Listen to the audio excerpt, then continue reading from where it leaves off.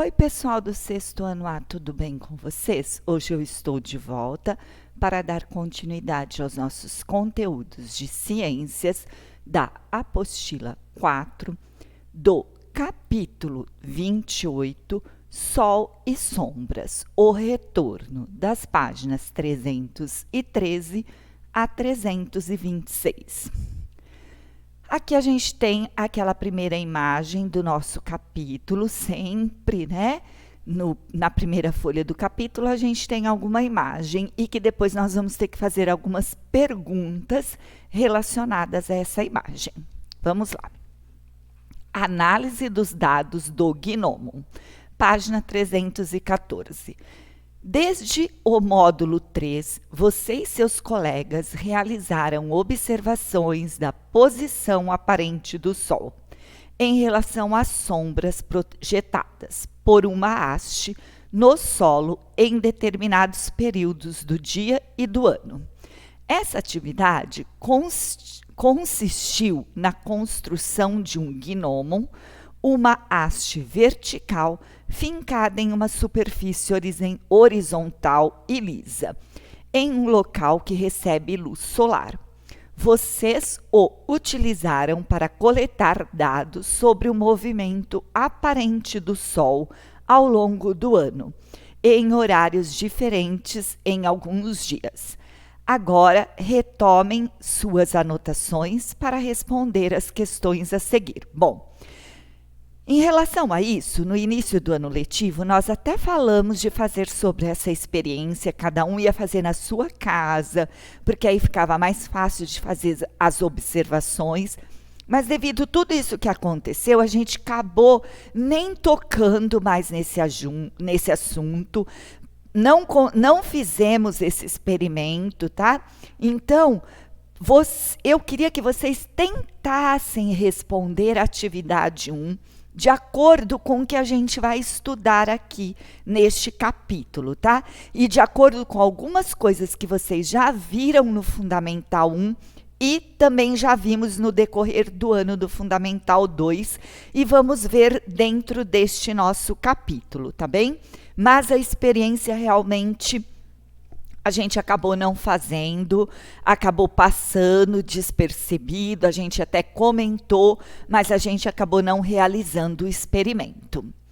Números reais, movimentos reais e aparentes, uma questão de referencial, página 315. Há muitos séculos o ser humano tentava entender e explicar o movimento dos astros. Contudo, a análise e o entendimento de um movimento depende do referencial estabelecido. Dizemos que um corpo se movimenta quando, à medida que o tempo passa, sua posição varia, muda em relação a um referencial. Caso contrário, dizemos que o corpo está em repouso. Repouso quer dizer que o corpo está ali, parado, tá? Então, quer dizer que à medida que esse corpo se movimenta e que passa o tempo, a sua posição vai mudar em relação ao movimento dele. Então, ele não vai estar mais em repouso. Durante muitos séculos, o referencial adotado para analisar o movimento do Sol, dos planetas, da Lua e dos demais corpos celestes foi o planeta Terra, considerado imóvel no centro do universo. Então, a Terra era o ponto de referência porque ela não se movia, ela estava imóvel. Quem estava se movendo em torno dela era o Sol, os planetas e a Lua. Então, ela era o referencial porque ela estava parada. Por isso era difícil perceber e aceitar os movimentos da Terra como são explicados atualmente, pois, observando a abóboda celeste, expressão usada em astronomia que corresponde ao espaço do céu que se enxerga estando na Terra, também chamado de firmamento. Nossos antepassados achavam que era a Lua, os planetas, o Sol e mesmo as estrelas que giravam ao redor da Terra. Este era um dos fortes motivos que justificavam o modelo geocêntrico, que prevaleceu por tanto tempo. Destacamos que esses movimentos aparentes ainda são observados atualmente, porém, muitas outras linhas de evidências mostram a razão de eles estarem aparentes. Aqui de olho vivo, o modelo geocêntrico. O que foi o modelo geocêntrico? Como que era tratado esse modelo geocêntrico? Se baseava na hipótese de que a Terra é o centro do universo e os corpos celestes giravam ao seu redor. Então, estamos imaginando aqui a Terra, o centro do universo, e aqui estavam os corpos celestes girando em torno dessa Terra. Na antiguidade, este modelo era aceito, sendo formalizado pelo filósofo grego Ptolomeu, 90 depois de Cristo e menos 186 depois de Cristo, no século II.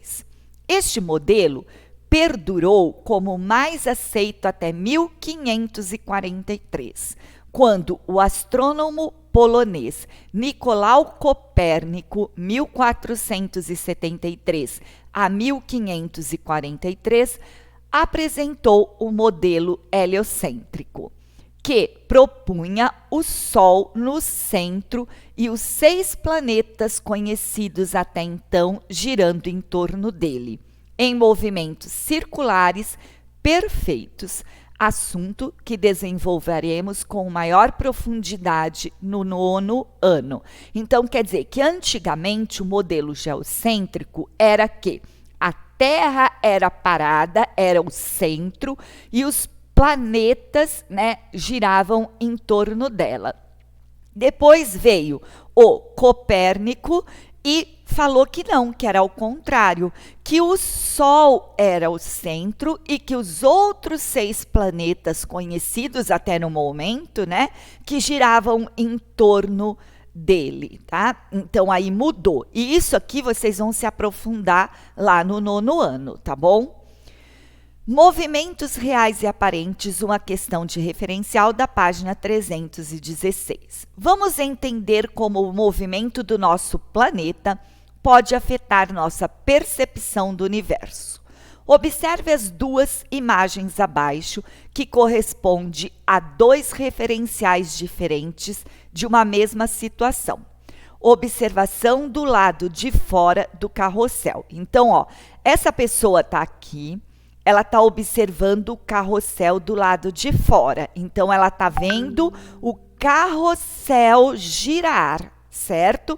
Então, quem gira aqui, quando a gente observa de fora, quem está girando é o carrossel. Se a gente tiver dentro do carrossel, tá? O que vai estar girando é o que está fora dele. Então, são situações o quê? Diferentes, observações diferentes. De fora, eu vejo o carrossel girar. Se eu estiver dentro do carrossel, quem vai girar são as coisas que estão fora do carrossel, tá? Baseado no que nós falamos até agora, vocês vão fazer a atividade 2 da página 316. Os movimentos da Terra, página 317. Dependendo do referencial adotado como eixo imaginário da Terra, ou a posição do Sol ou das outras estrelas, podemos descrever uma série de movimentos relativos ao nosso planeta. Entre eles, vamos estudar 2, os movimentos de rotação e de translação. O que é o movimento de rotação? O movimento de rotação é o giro da Terra em torno do próprio eixo, como se fosse um peão. Olha, tá vendo? Aqui é como se fosse uma haste, tá? Vamos pensar assim, um ferro atravessando a Terra, tá certo? E aqui a gente pegasse essa haste e girasse. Então, quer dizer, a Terra que está aqui, ela vai fazer esse movimento giratório aqui. Esse aqui é o nosso movimento do quê? De rotação.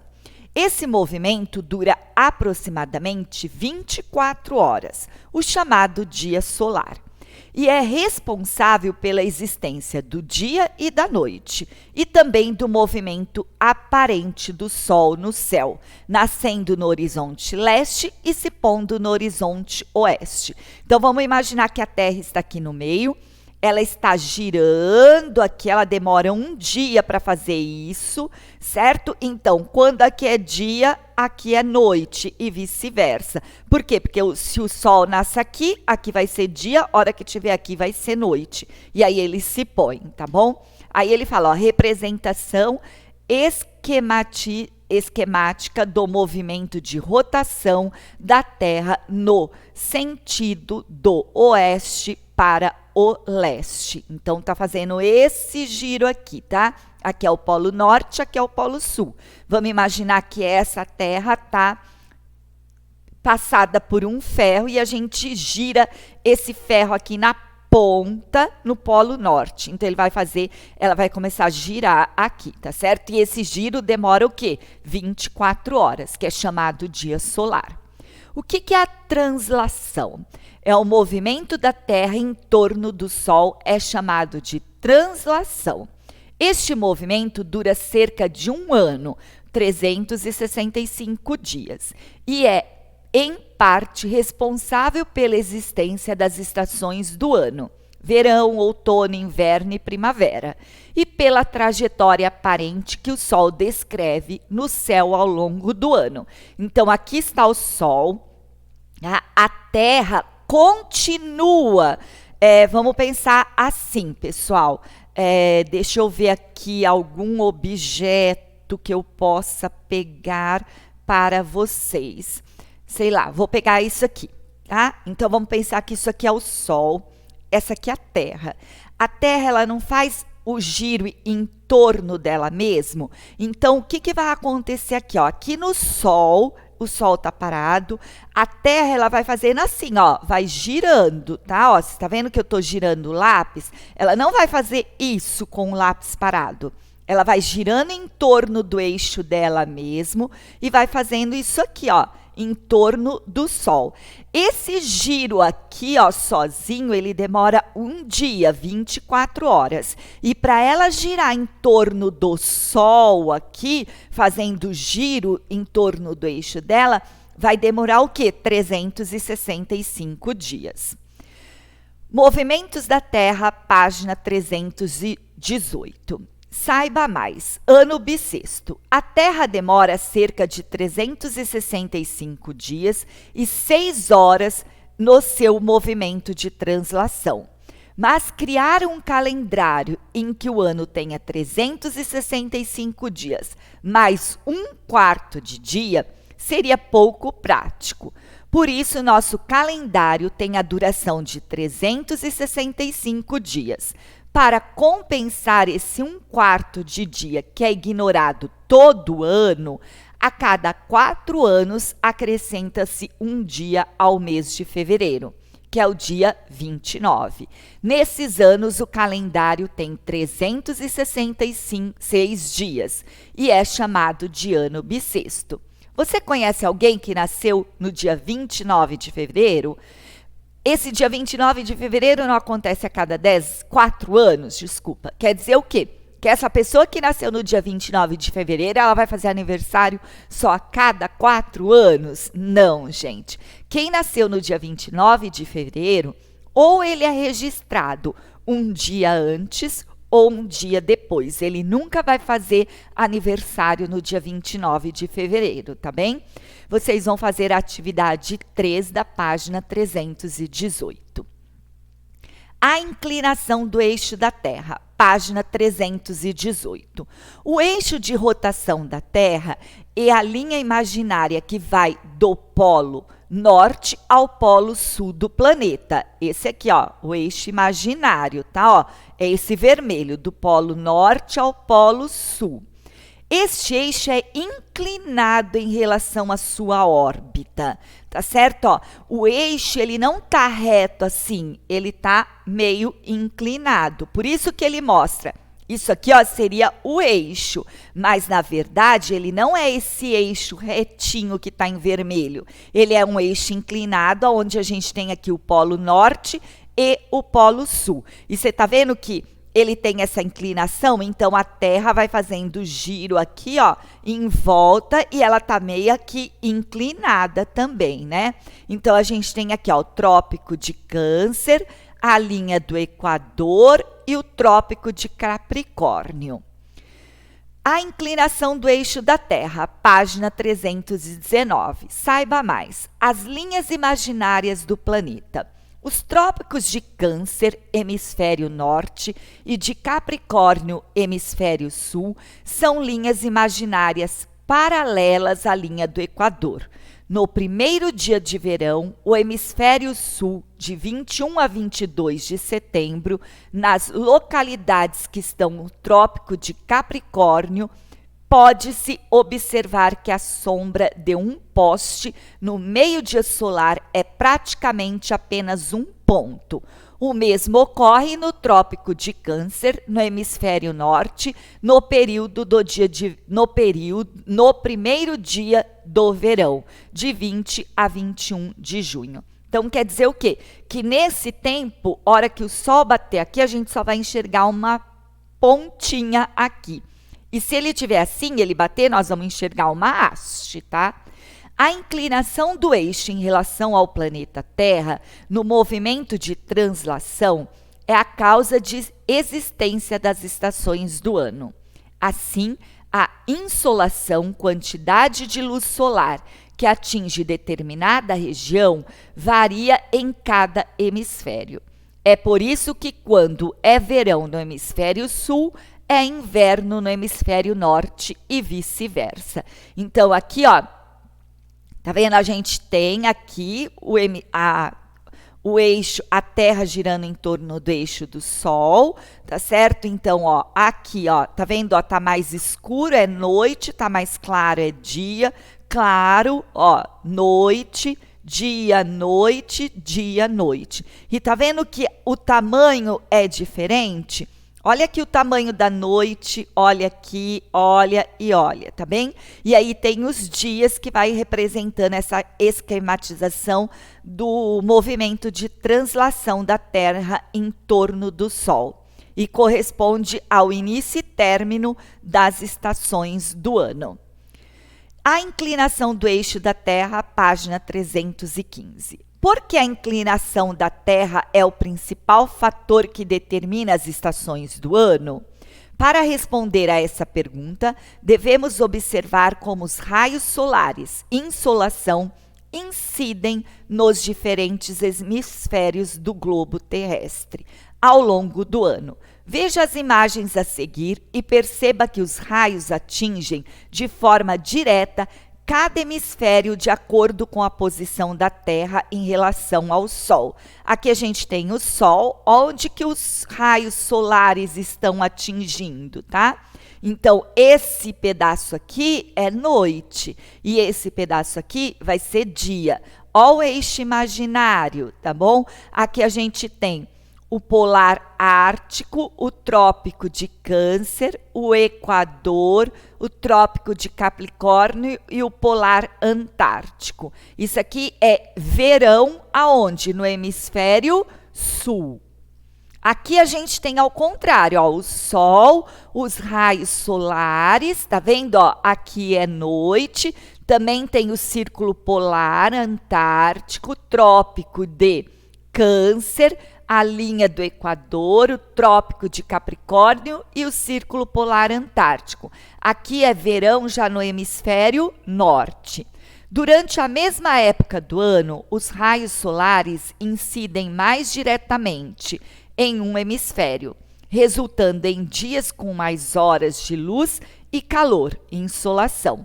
No hemisfério oposto, onde a insolação é menor incidência de raios solares durante o período iluminado. As noites são mais longas que os dias, logo há menos horas de luz e calor. Baseado nisso, farão a atividade 4 da página 320 e 321. A linha do Equador e os trópicos, página 321. Porque ao longo do ano, a temperatura em geral é maior nas regiões próximas à linha do Equador e menor nas regiões próximas aos trópicos de Câncer e Capricórnio. Mais uma vez, temos de analisar como os raios solares chegam à Terra, considerando a sua inclinação. Observe novamente a página 319 e 320, que é esses aqui, ó, tá? Esses valores aqui.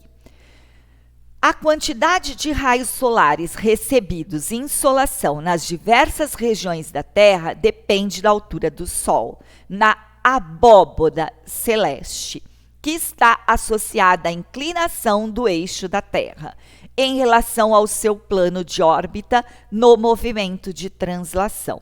Nas regiões próximas à linha do Equador, a altura aparente do Sol varia muito pouco ao longo do ano, e ele sempre está muito alto no céu. Já nas regiões dos trópicos, o movimento do Sol só é alto no verão. No inverno, o movimento aparente do Sol é mais baixo, iluminado e aquecendo menos essas regiões.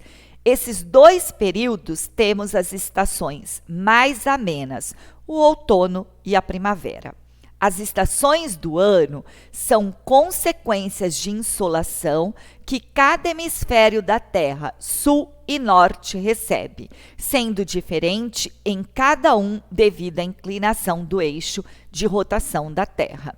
Linha do Equador e os trópicos. Então, vamos lá. Nesta imagem, mostra o movimento aparente do Sol no céu durante um dia no verão e durante um dia no inverno. No hemisfério sul, é possível verificar que durante o verão, o Sol descreve uma trajetória mais alta na abóboda celeste, com os raios solares incluindo mais verticalmente na região, o que propicia maior insolação nesta estação do ano. No inverno, o Sol descreve uma trajetória mais baixa na abóboda celeste, com os raios solares incidindo mais inclinadamente na região, o que propicia menor insolação.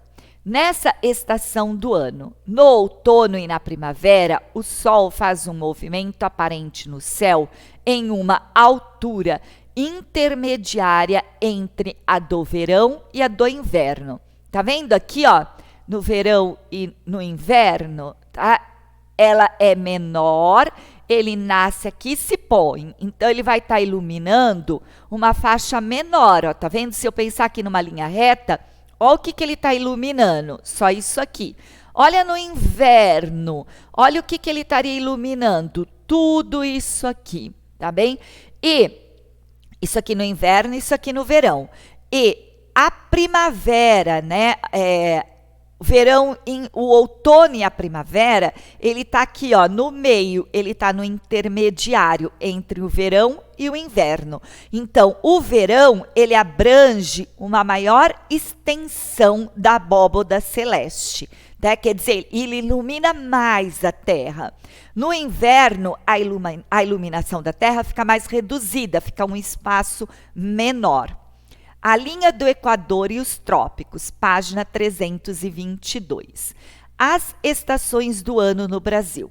No Brasil, as 4 estações do ano não são tão definidas. Isto acontece porque uma parte considerável de seu território fica entre a linha do Equador e o Trópico de Capricórnio, na chamada zona tropical, onde praticamente existe apenas 2 estações, o verão, época de chuvas, e o inverno, época de seca. No extremo norte, as regiões norte e nordeste, ocorre ao contrário. Os verões são secos e os invernos chuvosos. Somente na região sul apresenta as 4 estações mais bem definidas. embora o inverno não seja tão rigoroso como o que ocorre nos países na Rússia e Canadá. Aqui ele coloca, ó, durante o verão, estação seca, as dunas, é isso, ó, dos lençóis maranhenses, região do Nordeste, ficam secas, que é na letra A. E durante o inverno, estação chuvosa, a água pode se acumular na superfície, tá vendo? Ó, aqui que já é o inverno, aqui tá seco e aqui não. A órbita elíptica da Terra, página 323. A forma da órbita da Terra em torno do Sol influencia as estações do ano? A órbita do nosso planeta apresenta uma forma elíptica, ou seja, a distância entre a Terra e o Sol não é sempre a mesma ao longo do ano. Gente, presta atenção. Elíptica por quê? Olha, se a Terra está aqui, ó a distância dela do Sol. Se ela estiver aqui, olha, a distância dela é menor. Então, ó, distância maior, menor, maior e menor. Isso que a gente chama de elíptica, tá? Existe um movimento que é mais distante do Sol, chamado afélio, e o outro em que ele é chamado mais perto do Sol, que é o periélio. Mas a diferença entre as distâncias nesses dois períodos é de menos de 5 milhões de quilômetros, um pouco que dá para influenciar as estações. Equinócio e solstício. Todo ano existem 2 dias em que a noite e o dia têm a mesma duração, 12 horas cada um. Eles marcam o início da primavera. Equinócio, tá? Vernal, né? Ou do outono, equinócio outonal. Nesses dias, no momento em que o Sol está em determinado ponto do céu, ocorre o equinócio. Solstício é o momento correspondente ao primeiro dia do verão, solstício de verão, ou ao primeiro dia de inverno, solstício de inverno. No solstício de verão, o Sol, ao meio-dia, atinge o seu ponto mais alto no céu. Este dia é o mais longo do ano e a noite é a mais curta. No solstício do inverno, o Sol ao meio-dia atinge seu ponto mais baixo no céu. Este dia é mais curto do ano e a noite é a mais longa. E aqui ele mostra o desenho para vocês. A órbita elíptica da Terra, página 323. Equinócios e solstício. Todo ano existe 2 dias em que a noite e o dia têm a mesma duração, 12 horas cada um. Eles marcam o início da primavera, que é o vernal, e o outono, que é o outonal. Nesses dias, no momento em que o Sol está em determinado ponto do céu, ocorre o equinócio. O solstício é o movimento correspondente ao primeiro dia do verão ou ao primeiro dia do inverno, que é o solstício de inverno. O Sol, no solstício de verão, o Sol ao meio-dia atinge o ponto mais alto do céu ao longo do ano e a noite é a mais curta. No inverno é o contrário, tá? O dia é mais curto e a noite é mais longa. Aqui ele mostra, ó, solstício do inverno, tá? Equinócio do outono e primavera e do verão. Tá bom? Vocês vão fazer a atividade 5 da página 324. Bem, pessoal, por aqui eu finalizo a explicação desse capítulo. Deixei as atividades para vocês realizarem da página 313 a 326 e eu fui citando, então vocês vão lendo na apostila e vão respondendo essas atividades de acordo com cada capítulo, de acordo com cada tema, tá? Qualquer dúvida que vocês tiverem, vocês podem me encaminhar um e-mail para que eu possa esclarecer as dúvidas de vocês, tá bem? Obrigado pela atenção e até a nossa próxima aula. Tchau, pessoal!